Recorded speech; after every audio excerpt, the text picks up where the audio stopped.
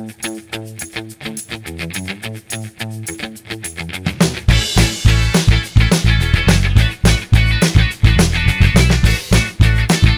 welcome again to my YouTube channel. So for today's video, tayo po ay magluluto ng ginataang hipon with labanos.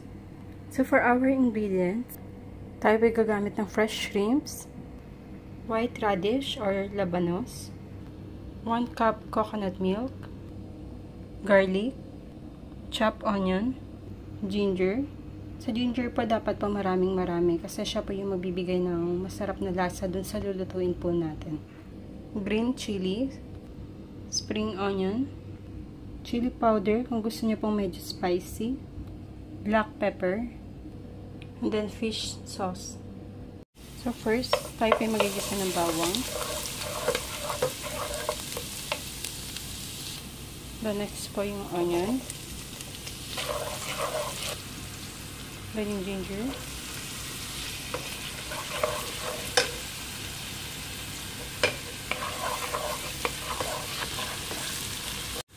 So as you can see, sobrang dami po yung ginger kasi siya po yung magbibigay po ng aroma doon po sa lulutuin po natin. Then next, lagyan na po natin yung ating coconut milk. So tatakpan lang po natin hanggang sa kumulo siya.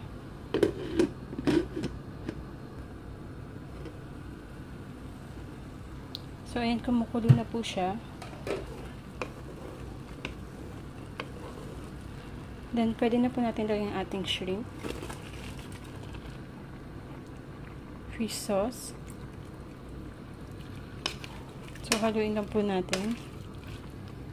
Then, lagyan na rin po natin yung ating radish. Kasi iniwasan po natin na ma-overcook ang ating pong hipon. Then, lagyan na po natin yung black pepper. So, haluin lang po natin. And then, tatakpan po natin ulit hanggang sa kumulo. So, after like 5 minutes, ayan na po siya. And then, add na po natin yung ating chili powder. Green chili. And after that, lagyan na po natin yung spring onion. So, after po natin malagay yung spring onion, pwede na po natin patayin yung apoy. So, ayan. Ready na po ang ating ginataang hipon with labanos.